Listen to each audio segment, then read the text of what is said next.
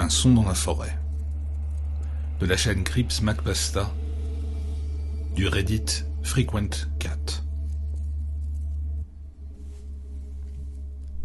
J'enregistre des sons de la nature pour gagner ma vie. Je ne fais pas ça en fusionnant des paysages sonores libres de droit trouvés en ligne, non. Je fais ça littéralement. Je trimballe mon matos en pleine nature, je pose des enregistreurs de terrain et je capture 8 heures de vent dans les arbres, ou de grenouilles dans un marais, ou de n'importe quoi de ce que les gens aimeraient mettre dans leurs oreilles à 2h30 du matin pour s'endormir. Il y a quelques semaines de ça, j'ai fait une randonnée jusqu'à un bout de forêt dans le nord-ouest du Pacifique. C'était loin de toute route ou de toute ville pour éviter la pollution sonore au maximum. Il n'y avait même pas de sentier, juste des arbres, des lignes de crête et une immobilité qui brouille la perception du temps. J'avais repéré l'endroit en ligne, faune minimale et aucune ligne électrique à proximité afin d'éviter les interférences. Parfait pour ce dont j'avais besoin. J'ai installé le dispositif juste avant le coucher du soleil, un micro-canon sur trépied en carbone couplé à un enregistreur autonome planqué dans un boîtier. Le tout réglé pour tenir sur batterie et en sensibilité au maximum. J'ai lancé l'enregistrement pour la nuit, puis je suis reparti avec mon sac pour aller dormir un peu plus loin. Le lendemain matin, je suis revenu chercher le matériel, j'ai tout remballé et j'ai conduit jusqu'au chalet que j'avais loué pour la semaine. La routine, en fait. Quand j'ai transféré les fichiers sur mon ordinateur portable, tout cela sonnait très propre. Vraiment propre. On entendait un vent doux tirer sur les pins, quelques craquements lointains de bois, un hibou solitaire. Ça sonnait comme quelque chose que j'aurais à peine besoin de retoucher en post-production. Pas de saturation, aucun signe d'animaux ou d'interférence. Il fallait encore éplucher l'enregistrement au cas où un avion lointain viendrait ruiner un segment. Alors j'ai tout passé au peigne fin. Et j'ai fini par tomber sur le segment de 3h41. Je ne l'ai pas remarqué la première fois. Je lisais le fichier à vitesse 4, mais même à cette vitesse, quelque chose dans ce passage m'a heurté. Alors je suis revenu en arrière et je l'ai écouté en temps réel. Toute l'atmosphère s'est comme repliée sur elle-même, comme un pop de vide, une inspiration brusque, suivie d'un profond gémissement. Un craquement comme du bois qui se tord sous une contrainte énorme. Et plus rien. Tous les sons ont cessé. Le vent est mort, les insectes se sont tus, tout d'un coup. Plus un froissement, même dans les broussailles. J'ai déjà entendu des forêts se taire quand un prédateur traverse ou qu'un orage arrive. Mais on n'en était pas là. C'était un silence mort. Même dans une nuit parfaitement calme, le micro capte toujours quelque chose, un souffle ambiant, un léger chuintement dans les hautes fréquences, du bruit propre au matériel. Mais là, il n'y avait absolument rien pendant 63 secondes, comme si le monde avait oublié comment produire un son. Et puis tout aussi soudainement, c'est revenu. Un léger craquement pour commencer, comme un arbre qui s'étire, puis le vent qui revient, le chœur des insectes nocturnes, le grincement du couvert végétal. J'ai marqué le passage dans mon logiciel et je l'ai coupé de la version finale, étiqueté 3.41 anomalie, et enregistré ça avec les fichiers bruts. Je me suis dit que c'était un phénomène environnemental bizarre, peut-être une étrange chute de pression ou une faille qui bouge sur le sous-sol. C'est ce que je me suis raconté, en tout cas.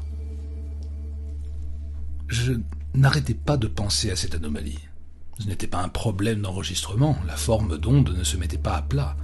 Elle tombait dans un vide. L'environnement avait cessé de générer du son, et cette inspiration, elle ne venait pas du micro. Alors, 2 nuits plus tard, j'y suis retourné. Même départ de randonnée, même clairière, même configuration, avec une seule différence. J'ai remplacé le micro-canon par une parabole avec une paire stéréo appairée, un nouvel enregistreur, des câbles neufs, aucune chance d'interférence ou de panne de matériel. Si l'anomalie se reproduisait, je voulais éliminer la piste du matériel défaillant. J'ai tout installé avant la tombée de la nuit. J'ai quitté les lieux et répété la routine. De retour au chalet le lendemain matin, j'ai parcouru les fichiers à nouveau. La forme d'onde m'a sauté aux yeux avant même que j'appuie sur lecture. À exactement 3h41, le même sursaut, la même aspiration statique, les mêmes 63 secondes de silence total. Mais cette fois, il y avait un peu plus. Le craquement était légèrement plus fort, comme si quelque chose de massif et de tendu se trouvait juste à côté du micro. Après ça, un nouveau bruit, à peine audible, mais bien présent. Quelque chose qui grinçait, comme des racines qui se tordent dans un sol sec. Ou peut-être des dents. J'ai vérifié toutes les explications logiques possibles. Activité sismique locale, rien sur le flux de l'USGS. Météo, parfaitement stable, pas même une variation de pression. Et de toute façon, ni l'un ni l'autre n'aurait pu se répéter avec une telle précision. J'en ai parlé à une amie ingénieure du son. Elle a pensé à des interférences RF causées par des avions militaires. Ou alors, elle a dit, ton enregistreur a capté Bigfoot en train de se gratter le dos sur un cèdre. Je dois avouer que j'ai ri. Puis j'ai mis le fichier en ligne. Enfin, je voulais mettre en ligne la version nettoyée, juste l'ambiance douce de la forêt avec ses étranges 63 secondes coupées et fondues. Mais quand j'ai préparé le pack de fichiers, j'ai dû laisser l'original par accident. La prise brute avec le segment 3h41 anomalie intact. J'ai déjà reçu mon lot de mails bizarres d'auditeurs au fil des années. Des gens qui disent entendre des voix dans des cascades. Un type a juré un jour qu'un raton laveur lui avait murmuré des versets de la Bible dans une de ses pistes pour le sommeil. L'audio d'ambiance et l'imagination débordante vont bien ensemble. Mais ce message-là était différent. Le mail venait d'un homme nommé Nolan. C'était un mail très court, pas de formule de politesse, ni d'emoji. Juste cet objet. Your latest upload, need your opinion. Votre dernière vidéo, j'ai besoin de votre opinion. Voici le message. J'utilise ton appli pour dormir depuis un moment. J'ai lancé ta nouvelle boucle de forêt hier soir vers 3h30. Je me suis réveillé en suffoquant. Pas de cauchemar, juste une pression dans la pièce comme si quelque chose appuyait sur ma poitrine. J'ai vérifié le fichier audio pour voir si quelqu'un pouvait en être la cause et j'ai trouvé cette capture d'écran. Dis-moi si tu la vois toi aussi. Il avait joint un screenshot de spectrogramme depuis son lecteur, une sorte de cascade de fréquences du segment 341. En plein au centre du silence, il y avait une forme, pas clairement humaine, mais symétrique, faite de fréquences basses, à peine perceptibles, creuses au centre, avec de longues traînées verticales du haut jusqu'en bas, comme des bras ou des jambes beaucoup trop longs. Je l'ai fixé longtemps avant de fermer l'onglet. Juste de la pareidolie sonore, comme voir des visages dans l'écorce des arbres, me suis-je dit, et je suis passé à autre chose. Mais les mails suivants étaient plus difficiles à ignorer. Quelqu'un dans l'Oregon a signalé que le courant s'était coupé pendant exactement 1 minute à 3h41, en l'attribuant d'une façon ou d'une autre à ma vidéo. Facile à balayer comme une coïncidence. Un autre a dit que son chien avait aboyé contre le haut-parleur, puis refusé d'entrer dans la pièce où la piste passait. Une femme a raconté que les 4 plantes de son appartement étaient mortes le lendemain matin. Pas juste un petit peu fanées ou en besoin d'eau, entièrement noircies, croustillantes, comme si elles avaient séché d'un coup. Je n'ai pas paniqué, pas encore, mais je suis devenu curieux. J'ai rechargé le fichier brut dans Reaper, mon logiciel. Cette fois, en allant plus loin, réduction de bruit, isolation spectrale, lecture à demi-vitesse puis inversée, j'ai tout essayé. Il y avait plus sous la distorsion que je ne l'avais cru. Un seul coup profond, puis des pas mouillés, doux, espacés, sur des aiguilles de pin qui craquent sous quelque chose qui marche, comme si ça n'en avait pas besoin. J'ai figé la forme d'onde. Le motif était bien là. Une démarche, quelque chose de lourd, quelque chose avec du poids. J'ai ouvert le fichier brut de la première nuit au même minuteur, le même silence. Je les ai superposés et le spectre était identique. Mais la deuxième nuit, les pas commençaient plus tôt et ils étaient plus proches. Je ne suis pas retourné dans la forêt parce que je suis courageux. J'y suis retourné parce que mon nom était sur ce fichier. Les gens avaient commencé à commenter, à envoyer des messages, à accuser. Un utilisateur a posté un TikTok affirmant que la piste avait provoqué des crises chez son copain. Un autre disait que sa sœur s'était effondrée pendant que ça jouait et ne s'était pas réveillée depuis. Certains disaient que c'était un canular, d'autres une malédiction. Un m'a même traité de meurtrier. Alors j'ai préparé le matériel que je possède, une parabole, un enregistreur sur batterie et un préampli avec un monitoring en temps réel. J'ai aussi pris mon ordinateur portable de terrain pour pouvoir écouter en direct. Pas seulement espérer tomber sur quelque chose après coup. J'ai aussi pris une lampe torche, 3 batteries de secours et un couteau de chasse dont je ne m'étais jamais servi. Je suis arrivé peu après 2 heures du matin. La clairière était exactement la même. La spirale de pin, toujours là, comme si les arbres avaient poussé en anneaux concentriques délibérés. Pas d'animaux et aucun signe d'activité humaine. J'ai installé le trépied, calibré le micro et lancé l'enregistrement. Au début, c'était paisible. Des grillons, un vent discret, de rares ululements de chouettes dérivant depuis la canopée, un son propre et rien d'étrange. Mais j'ai tout de même gardé un œil sur l'heure. 3h40, 58 secondes, 59 secondes, 3h41. Tout a disparu. Le son venait simplement de cesser d'exister. La LED de mon enregistreur a clignoté 3 fois puis est restée fixe. La forme d'onde sur mon ordinateur s'est figée en une barre plate. J'ai tapoté le micro. Rien. Pas même un pop. La seule chose que j'entendais, c'était mon propre souffle, plus fort qu'il n'aurait dû, aigu, mis à nu, comme s'il n'avait pas sa place dans ce silence. Putain, c'est quoi ça ? Ai-je marmonné. Les mots sonnaient intrusifs, déplacés, comme si je venais de hurler pendant un enterrement. Puis, un craquement. Une brindille, directement derrière moi, tout près.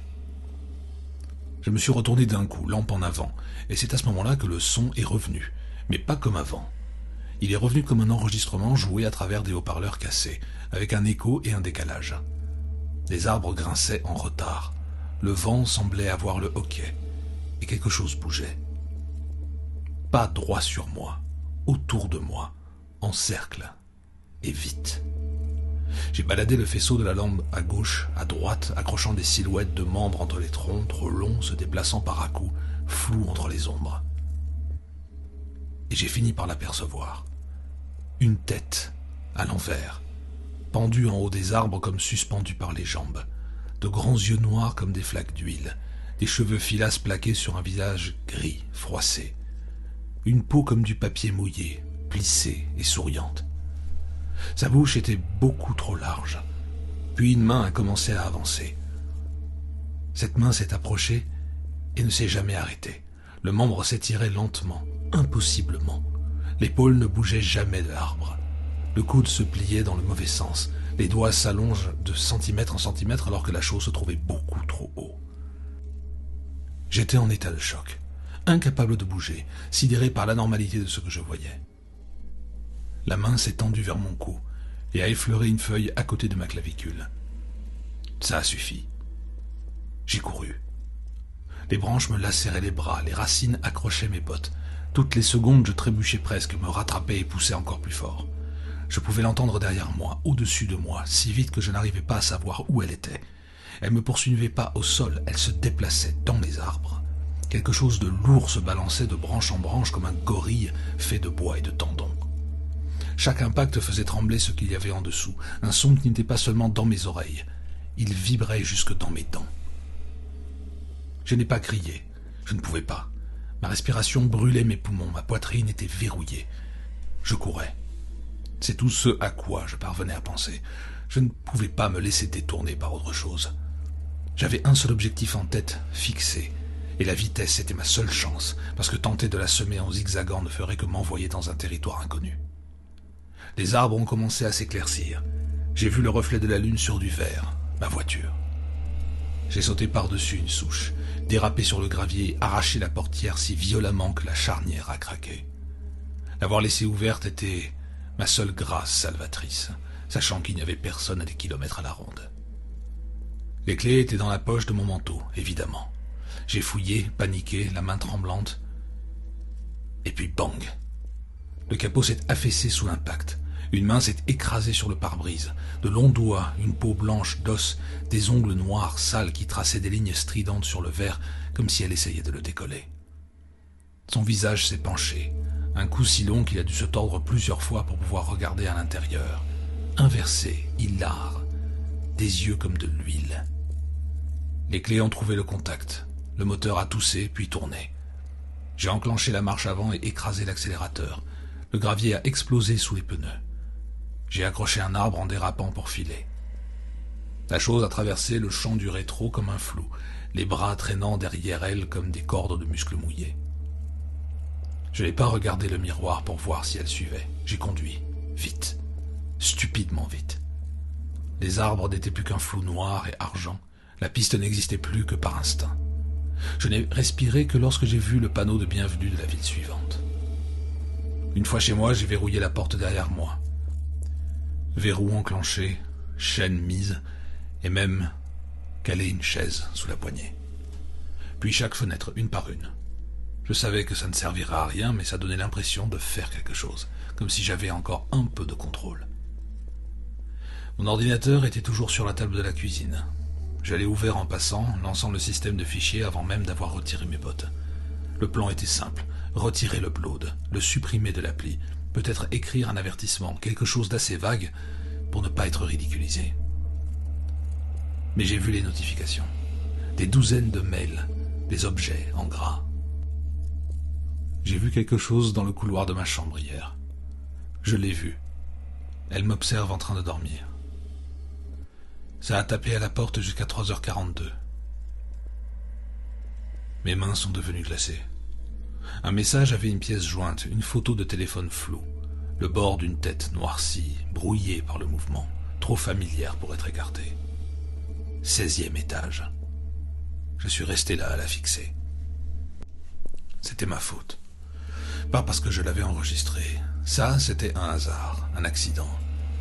Mais je l'avais mise en ligne. Je l'avais laissée en public. J'avais ignoré les premiers signaux.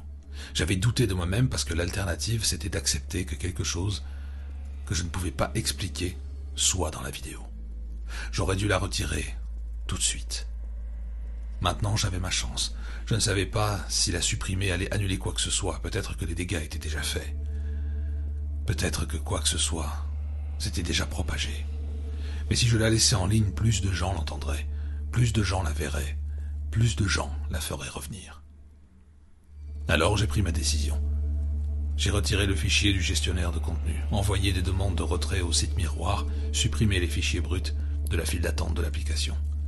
Partout où je la trouvais, je l'effaçais. C'était fini. Je me suis laissé retomber sur ma chaise. Mon téléphone s'était allumé dans le noir et je l'ai attrapé avec des mains tremblantes. Nouvelle notification des éditeurs. Quoi que tu aies fait, merci. C'est à nouveau calme.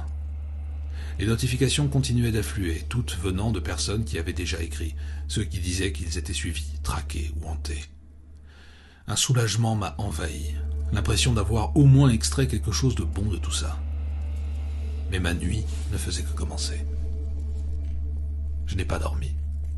Impossible. À la place, je suis resté assis dans le couloir, les jambes tétanisées, le dos contre le mur, toutes les lumières de l'appartement allumées.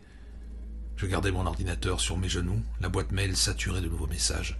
Des inconnus qui me remerciaient, qui disaient que les coups s'étaient arrêtés, qu'ils étaient enfin en sécurité. Mais dans mon propre appartement, quelque chose commençait à bouger. Ça a commencé subtilement, comme un changement de pression atmosphérique. La température a chuté, le bourdonnement du frigo a bégayé. J'ai entendu un léger craquement au plafond, au-dessus de moi. Ce n'était pas un tuyau ni une poutre qui travaille, mais le son délibéré d'un poids qui se déplace sur du vieux bois. Je me suis figé. Pendant des minutes, rien ne s'est passé, puis un souffle de mouvement contre le mur du fond, le bruit de quelque chose qui effleure la peinture du bout des doigts. Quand les petits coups ont commencé, ils étaient si faibles que j'ai failli les manquer.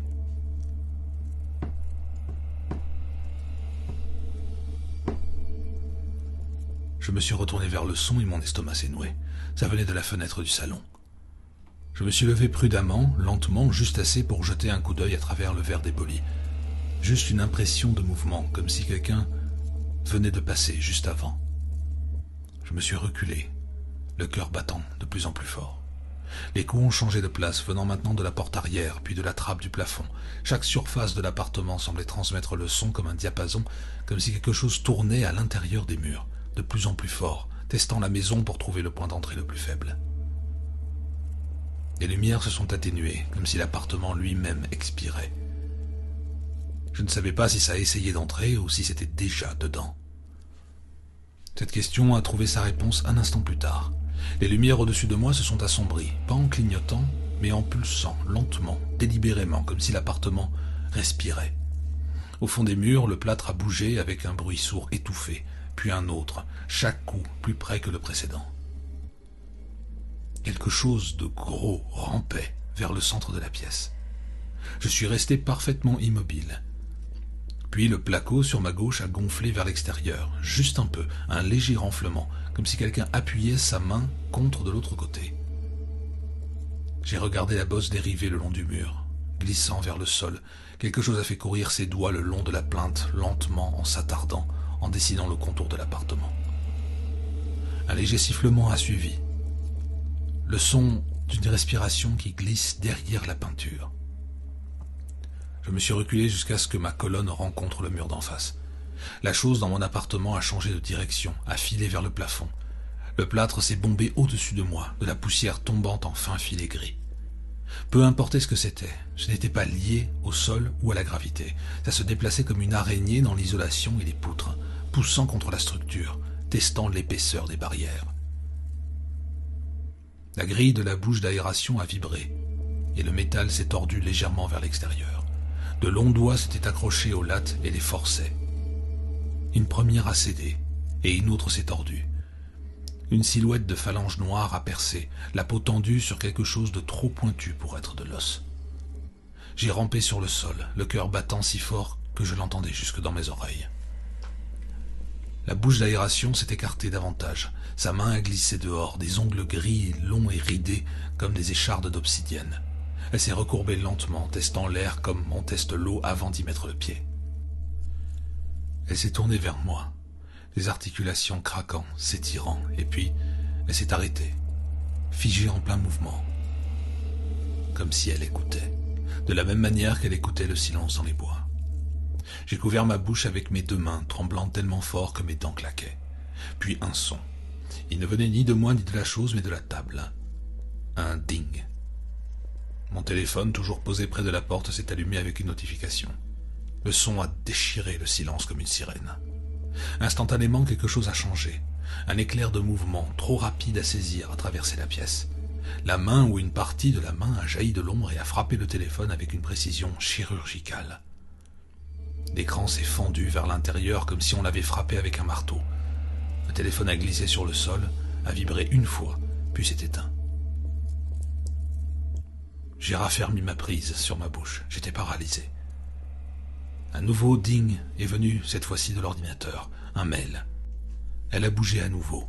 J'ai vu la main ressortir, cette fois à quelques centimètres du clavier, le doigt tressaillant, en suspens. Mais cette fois, elle n'a pas frappé. Elle a marqué une pause, comme si elle était curieuse. La même force qui avait pulvérisé le téléphone en un seul geste flottait maintenant dans le silence. Il y avait comme une reconnaissance en ce temps mort. La main a aplati sa paume sur le sol. Je n'osais pas bouger, peur de simplement remuer l'air. Une fois posé, le bras s'est mis à balayer en grand arc tout autour de la pièce. Elle cherchait. De grands mouvements parfois loin, puis soudain à quelques centimètres de mon talon. Si ça avait été la mort qui tombe, j'aurais pu bondir, rouler avec un bon timing. Mais j'étais figé sur place. Et très vite, elle m'a percuté. Au contact, elle s'est affolée. Des mouvements frénétiques sur moi. Elle me cartographiait jusqu'à ce qu'elle comprenne qui j'étais. L'angle de mon corps au sol, la direction de mon regard. Elle a agrippé mon poignet, fermement, sans me broyer le bras, comme je m'y attendais. Elle a tiré dans une direction qui ne me laissait pas le choix. C'était moins un chien en laisse qu'un escalator dont je ne pouvais pas descendre. À contre-cœur, elle me guidait vers ce qui l'intriguait juste avant, mon ordinateur. Pendant ce temps, les pensées tourbillonnaient dans ma tête, recollant les morceaux de cette situation absolument absurde. Elle n'était pas venue quand j'avais uploadé l'audio, ni quand les gens l'avaient écouté, ni même quand ils avaient commencé à m'écrire. Elle était venue qu'après que j'ai retiré la vidéo, quand j'avais brisé la chaîne, quand j'avais essayé d'empêcher sa propagation. C'est là qu'elle m'avait remarqué. Je regardais maintenant l'ordinateur brillant devant moi, et pour la première fois depuis le début, l'idée de mourir ne me paraissait plus être la pire option. Si cette chose pouvait être stoppée en mettant fin à la transmission, en la laissant se terminer avec moi, peut-être que c'était la réponse. Peut-être que ça en valait la peine. Mais le moment est passé. L'instinct de survie a sorti ses griffes. Je me suis assis et dès qu'elle l'a senti, elle a relâché mon poignet. Mais elle est restée tapie près de ma tête. Une menace facile à comprendre. Réupload la vidéo. Ou crève. Les doigts tremblants, j'ai ouvert le tableau de bord de l'application. La vidéo supprimée était toujours là, assise dans la corbeille. J'ai passé la souris sur le bouton d'upload, puis j'ai cliqué. Restaurer toutes les métadonnées, la barre de progression s'est mise à ramper. Derrière moi, dans le mur, j'ai entendu un autre craquement, plus fort, plus proche. Je ne me suis pas retourné. J'ai gardé les yeux fixés sur l'écran pendant que la barre montait. 30%, 50%, 75%. L'air autour de moi semblait se resserrer. Elle était toujours là, elle savait, elle attendait de voir si j'irais jusqu'au bout. 94%. Une nouvelle pause. Puis, terminé. La vidéo est redevenue publique et aussitôt, tout s'est arrêté. Plus de coups, plus de mouvements, plus de pression dans les murs. Les lumières ont repris de la vigueur comme si on avait retiré un film des ampoules. Et elle était partie. Et pour la première fois depuis ce qui m'a semblé être des jours, un vrai son, vivant. J'ai soufflé, vraiment expiré comme je ne l'avais pas fait depuis des jours, et j'ai détesté à quel point je me suis senti soulagé. La vie a repris, les gens ont oublié, sont passés à autre chose, et ont recommencé à dormir. Mais moi non, pas vraiment. Je me réveille encore chaque jour et j'ouvre mon ordinateur. C'est automatique maintenant, un réflexe. Je ne regarde pas les mails, je ne regarde pas les réseaux, juste le compteur de vue. 318, 322, 338. Chaque nombre pèse plus lourd que le précédent. Je ne les vois pas comme de simples chiffres, chacun est une personne, une victime. J'enregistre encore parfois pour rester sain d'esprit, de courts trajets près de la ville et jamais la nuit. Et je ne mets jamais en ligne l'audio brut. J'écoute chaque seconde. Je vérifie 3 fois la forme d'onde. Je frotte l'arrière-plan pour tout ce qui n'a rien à faire là. Et quand l'horloge passe 3h41, je m'assure d'être au lit. Des bouchons d'oreilles enfoncés, lumière allumée, les yeux bien fermés. Parce que je sais maintenant que ce n'est pas le silence qui te tue. C'est ce qui vient après.